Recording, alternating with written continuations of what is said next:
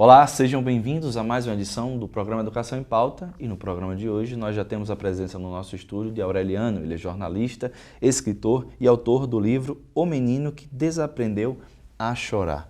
Seja bem-vindo, Aureliano.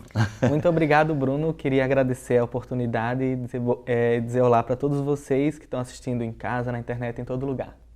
É bom tê-lo aqui para falar. Inclusive, essa é a primeira vez que a gente está discutindo esse tema que está, digamos assim, transversalizando todo o seu livro, a questão da masculinidade tóxica, né? Eu queria começar por esse tema, Aureliano, porque é importante nessa sociedade atual a gente falar dessa discussão, né? Isso, eu acredito que esse tema da masculinidade tóxica, ele tem ficado muito em alta ultimamente, mas é só uma coisa que nunca teve nome, né? Eu acredito sempre existiu, né? Sempre existiu. Eu acredito que de uns anos para cá a gente está dando nomes para medos e questões que eram meio veladas para a gente, né? E a questão da masculinidade tóxica, ela tem sido muito observada ultimamente e colocada em pauta e em questão. Porque o que acontecia é que ela era e ainda é um pouco muito naturalizada, né? É normal a gente acreditar que o homem não chora, que brigou porque é homem e tal. E que tem que brigar também, né? Tem que brigar, porque tem que mostrar assim. Eu faço um paralelo muito grande, tipo que os meninos, eles são tolhidos de chorar, tanto quanto as meninas são tolhidas de sentir raiva, né? E isso acaba gerando alguns desdobramentos para a gente na vida adulta e tudo sobre questão até de gestão de raiva, de sentimento para os homens e para as meninas que às vezes têm mais dificuldade de se impor, de enfrentar alguns tipos de situações e acaba que isso vai se transformando em coisas diferentes, muito por uma criação difícil, né? Eu falo muito também que é muito fácil a gente colocar a culpa nos nossos pais, mas eles também estavam muito perdidos quando chegaram a essa situação de paternidade, de maternidade. Então não tem como você não criar um filho atravessado por valores que a sociedade já está passando por si só, né? E a masculinidade tóxica, ela tem estado muito em alta porque com ela vem discussões sobre feminicídio, sobre violência à mulher, sobre os índices de suicídio entre homens que são muito maiores que entre as mulheres, né? Então, por isso que a gente está colocando em questão o que é esse ícone do homem? Por que estão acontecendo essas questões, essa toxicidade? Como que a gente poderia reverter isso para o homem viver de forma mais tranquila, sem esse peso tão grande social? A sociedade construiu heróis, né? Vem da mitologia, vem do cinema também. Então, é importante também fazer essa distinção, até para que o senso comum não possa receber essa terminologia de masculinidade tóxica. A masculinidade é uma coisa e a masculinidade tóxica é outra coisa. É isso mesmo, Aureliano? Isso, eu acredito que a gente não precisa associar diretamente, né? Existem os papéis de gênero que a gente cumpre, né? Cumpre enquanto homens e mulheres cis ou trans, de alguma forma, a gente entra nesse papel de gênero que é o que é colocado pra gente. Que é uma construção social, né? É uma construção social. E que tem as coisas que a gente escolhe seguir ou escolhe não seguir. E querendo ou não, quando você compra o pacote homem, ou quando é dado a você o pacote homem, vem coisas positivas e negativas. E vem vantagens e também vem desvantagens, né? E embora essa toxicidade, essa raiva, esse elemento de você não conseguir expor os seus sentimentos e coisas do tipo, ele está associado a essa construção de gênero do homem, não é uma coisa que seria necessário, né? A gente não precisa disso para levar uma vida tranquila. A gente pode ter mais conversas com as pessoas e tal. A minha questão maior sobre isso é que, tipo, aí eu digo não só entre homens, eu acho que a gente vive num momento que está tão difícil para as pessoas de falarem sobre os seus sentimentos, né?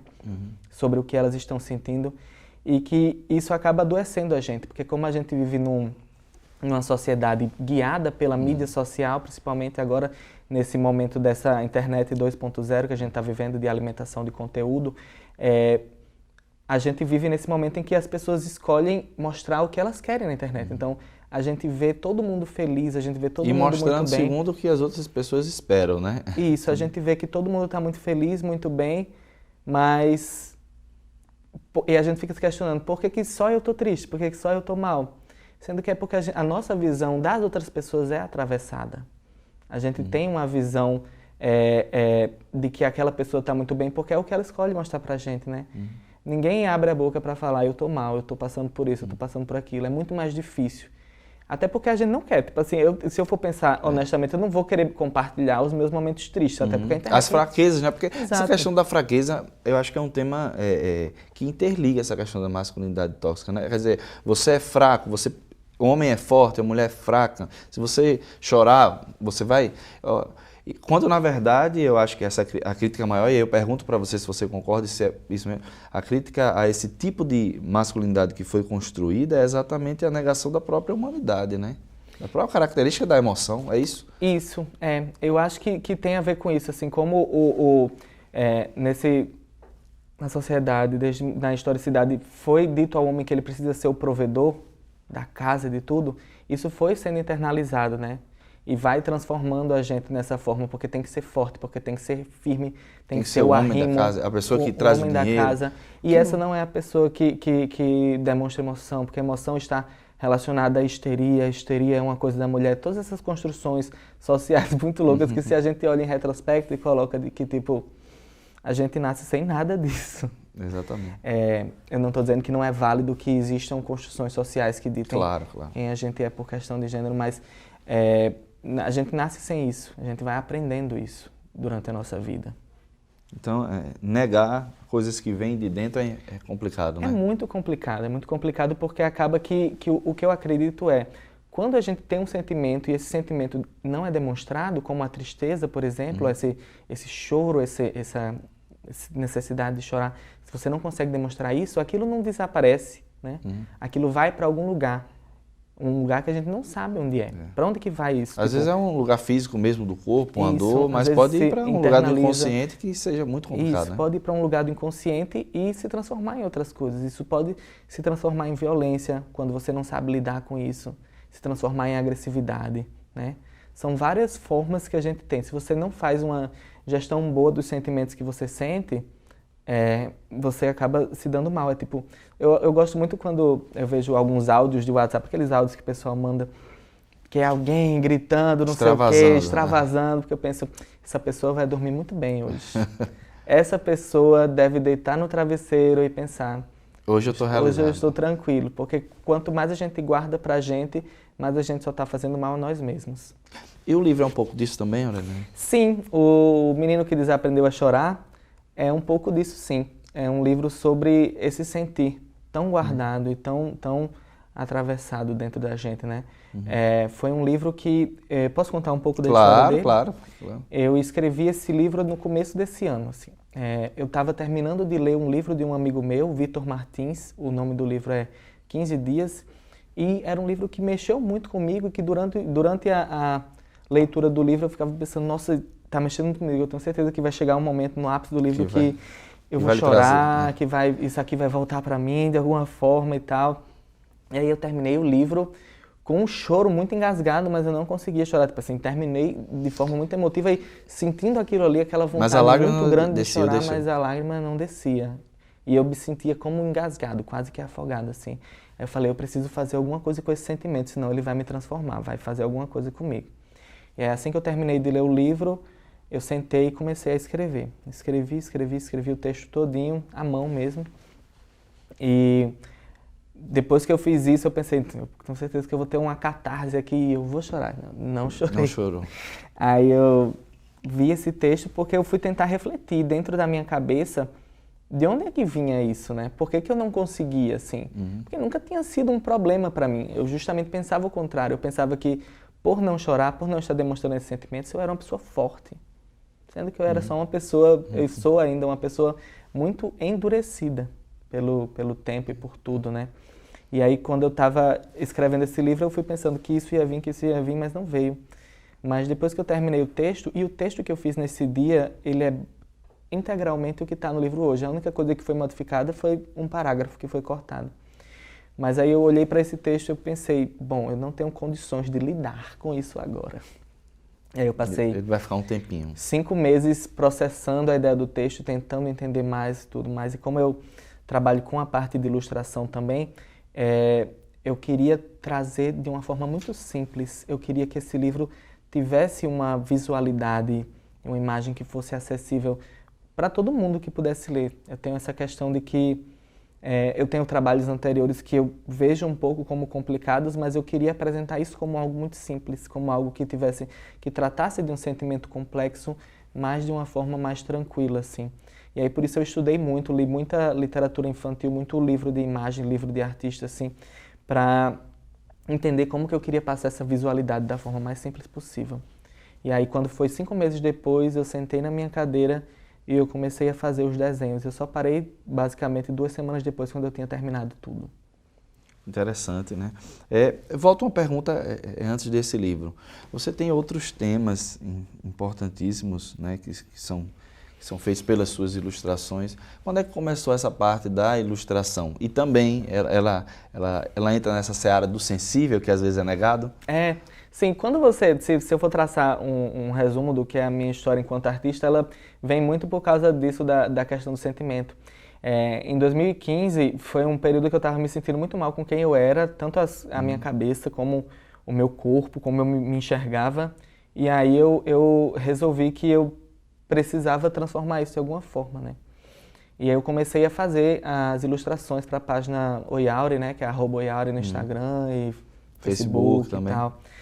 Eu comecei a fazer essas ilustrações desse personagem que era eu. Era você mesmo? Que sou eu, e ele sem roupas, de forma que eu colocasse ali, desenhasse os sentimentos que eu estava sentindo e que eu não conseguia entender.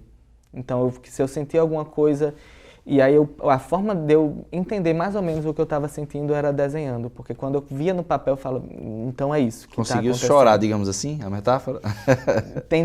Tentar, né? E aí eu comecei a fazer esses desenhos para a internet e foi tendo um resultado muito legal. Porque, na verdade, é isso. Tipo, eu encontrava várias pessoas que diziam, poxa, eu achava que era só eu que me sentia dessa forma. Eu achava que era só eu que me sentia assim.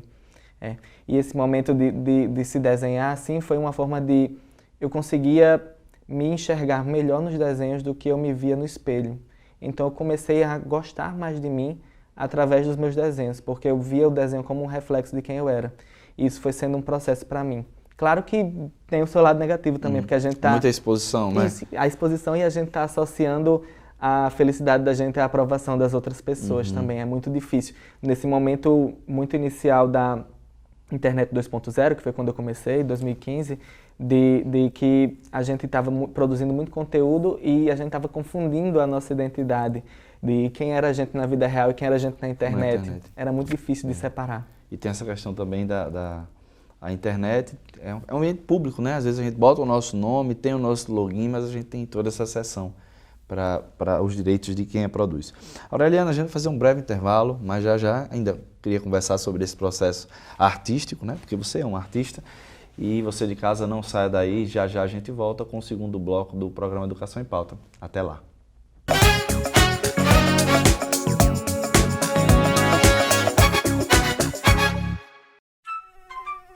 Assim ele parece inofensivo, mas você já sabe os males que esse mosquitinho pode trazer. Por isso, todo cuidado é pouco para que o Aedes aegypti não se prolifere. Aí vão algumas dicas.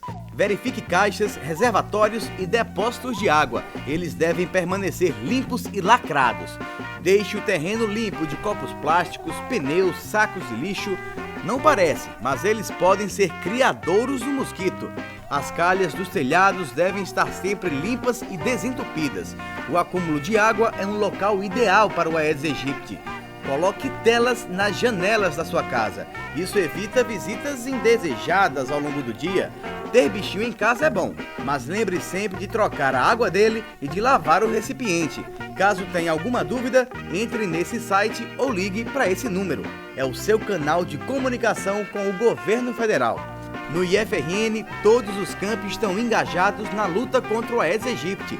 Isso porque a gente sabe que para vencer essa guerra, cada um tem que cuidar da sua parte. Entre na luta você também e prove que um mosquito como esse não é mais forte que um país inteiro. É o IFRN na luta contra o Aedes aegypti.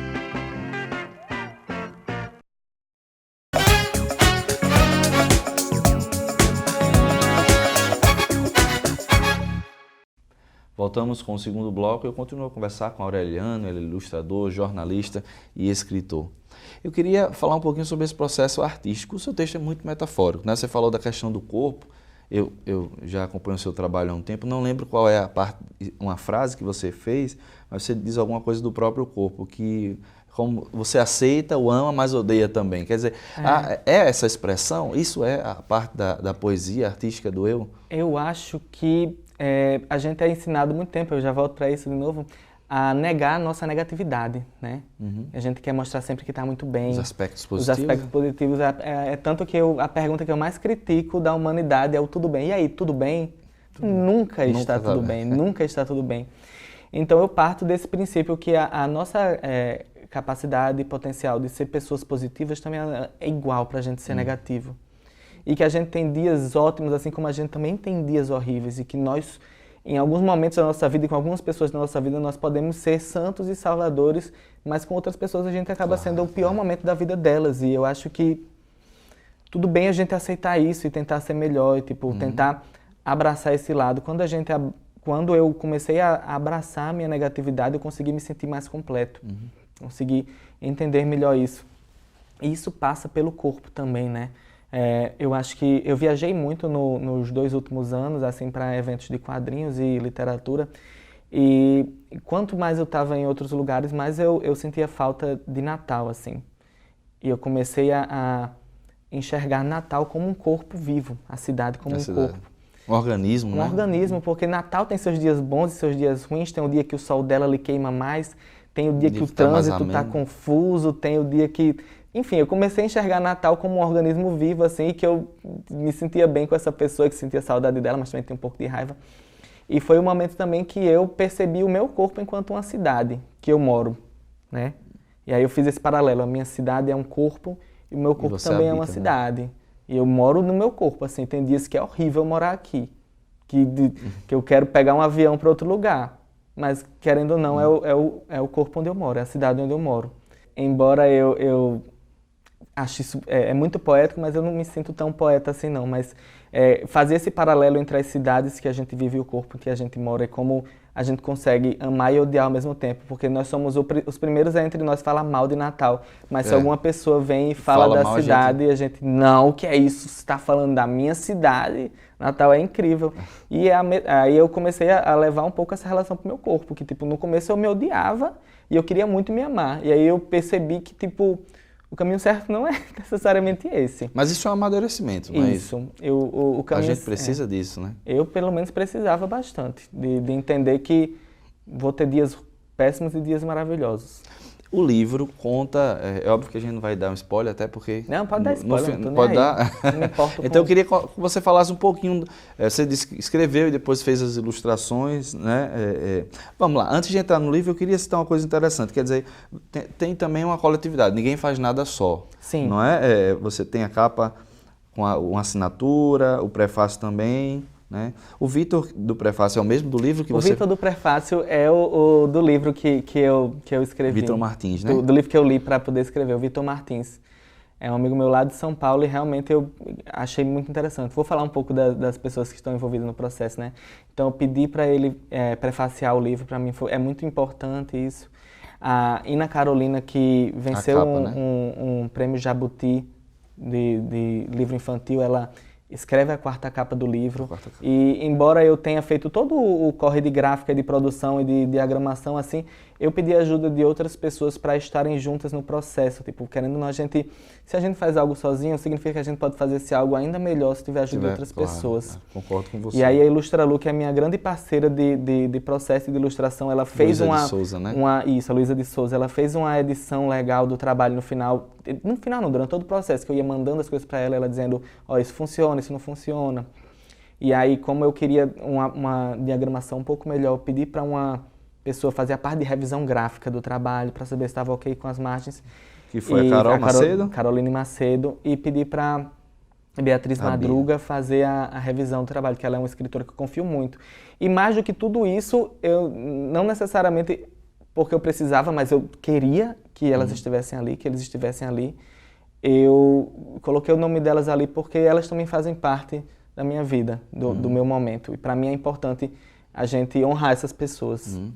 Outra coisa, você falou isso, outra coisa que a masculinidade tóxica afeta é essa não permanência do vínculo com as amizades, né? Isso. Tudo Isso é muito horrível, passageiro, né? A gente... eu não vivo isso, assim. Claro, mas claro. eu entendo, tipo Claro, assim... mas para eu ser um entendo crítico é importante ter essa leitura, né? Isso, que tem pessoas que têm. Na verdade, porque eu acho que eu sempre tenho... Aí já vai pro meu lado. Eu tenho muito poucos amigos, né? Mas eu acho que é porque eu não deixo muito as pessoas entrarem. E aí, nesse processo, acho que talvez isso, a gente vive uma superficialidade, talvez, nas amizades, porque a gente não se abre tanto assim para elas, né? E isso vem da questão da masculinidade tóxica, Como uma sim. consequência, né? Com certeza. Agora, falando do livro, o menino, queria que você mostrasse a capa um pouquinho para a nossa câmera. Certo. Para essa... Câmera 1. Câmera 1, né? O menino que desaprendeu a chorar, né?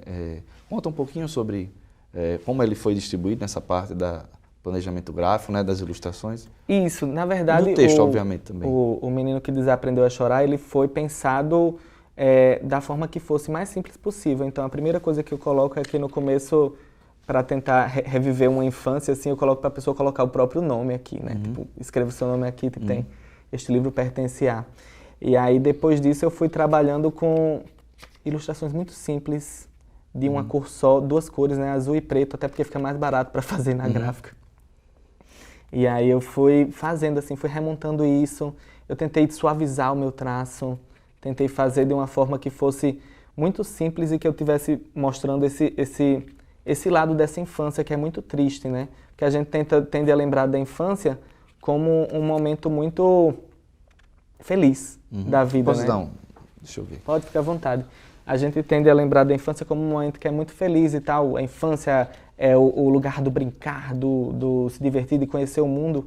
Mas a infância também é quando a gente é tolhido de muita coisa, né? E aí, a partir disso... É um processo doutrinador, né? A criança... É tanto que recentemente fui pai, né? E lendo muito a literatura, quer dizer, a maioria dos pais, a primeira palavra que ensina a criança é o não. Não. O não é a primeira palavra, né? Pois é. Então a gente tem muitos nãos. E aí esse processo foi justamente isso. Eu fui tentando trazer essa simplicidade para o desenho e trazer um pouco dessa visão da criança e como que isso vai transformando a gente com o tempo, né? Eu faço essa explanação do que eu vivi enquanto criança, ou que pelo menos foi a minha lembrança do que eu vivi.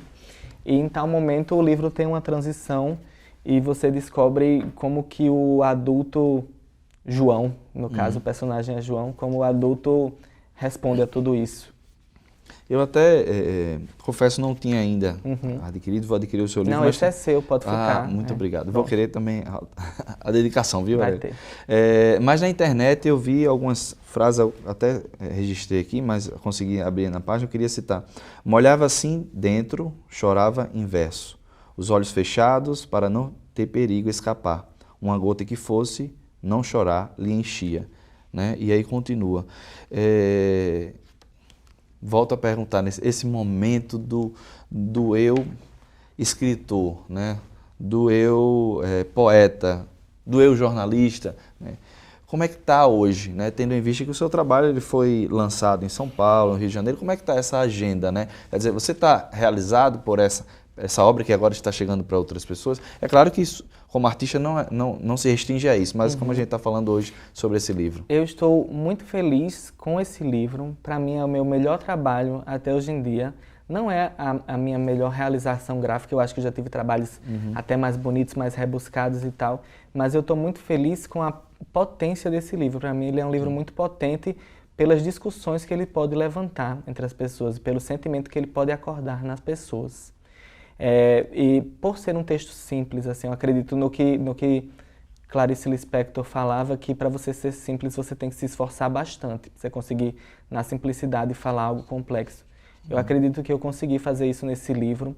Sobre a questão de estar viajando bastante com ele, é meio complexo, assim, porque justamente as pessoas veem a parte positiva, né? Querendo ou não, existem lançamentos em que vão poucas pessoas, existe um corre muito de você comprar muita passagem, gastar muito dinheiro, se endividar, porque nem sempre você é convidado, mas eu queria estar nos lugares, eu queria que as pessoas pudessem ter acesso ao livro. É por isso que eu fiquei feliz de poder fazer um livro que teve um custo barato e que eu posso cobrar muito barato dele, porque a minha ideia não é necessariamente enriquecer, que ninguém enriquece fazendo livro, só, sei lá, J.K. Rowling, Paulo Coelho.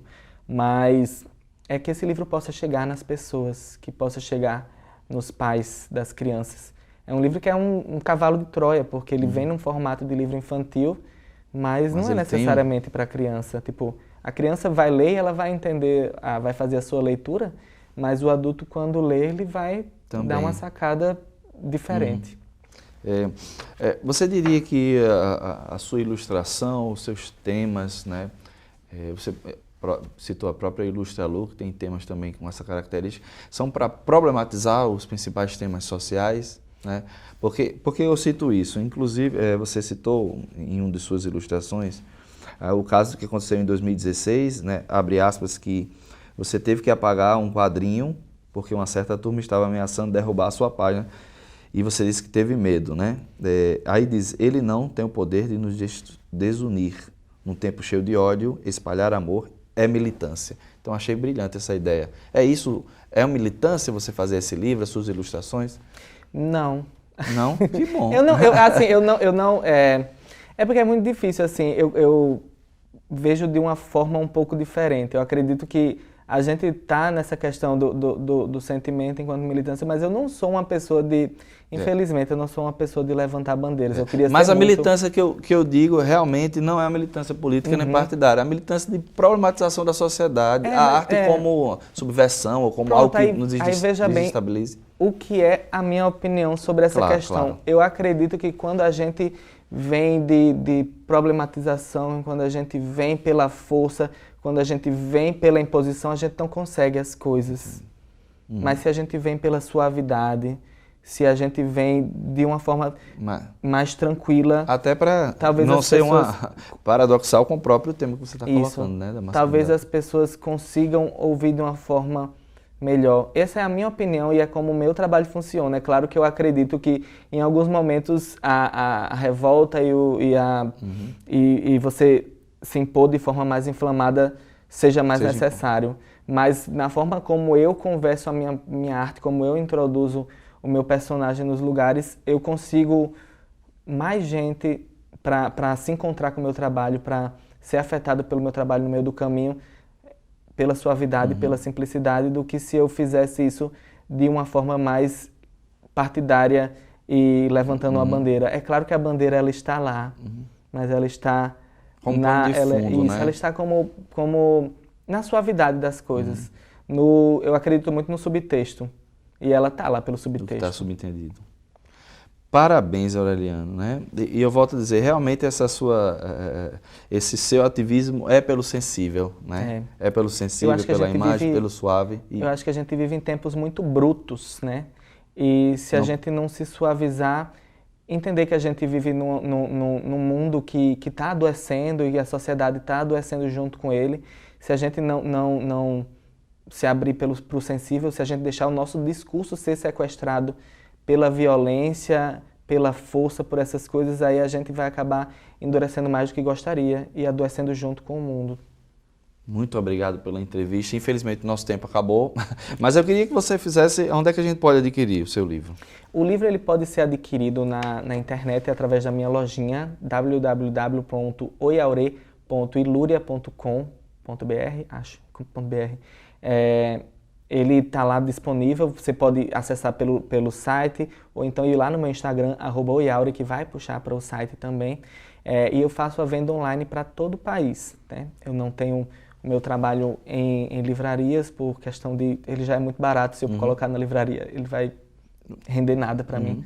Mas ele pode ser comprado pela internet e eu vendo ele com frete grátis para todo o Brasil.